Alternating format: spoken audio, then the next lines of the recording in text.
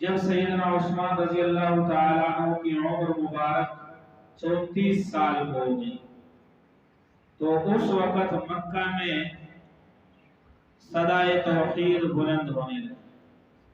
حضرت عثمان رضی اللہ تعالیٰ عنہ چونکہ پیدائشی طور پر راست باز، پاک باز، سخاوت مزاج والا تھا، اس وجہ سے اس نے جب یہ آواز سنی تو کبھی تردید نہیں کی۔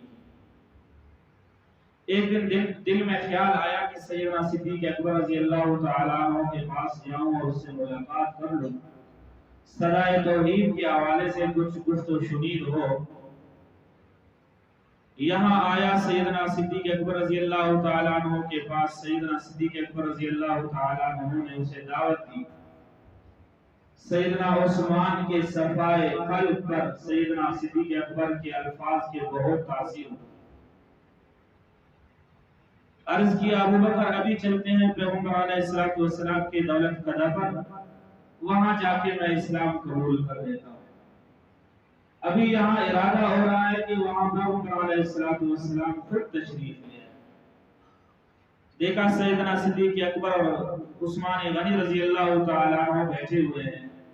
پیغمبر علیہ السلام نے فرمایا عثمان، کتنے پرتاثیر الفاظ، فرمایا عثمان میں تمہارے لیے اور تمام مخلوق کے لیے ہدایت کا ذریعہ بن کر آیا ہوں۔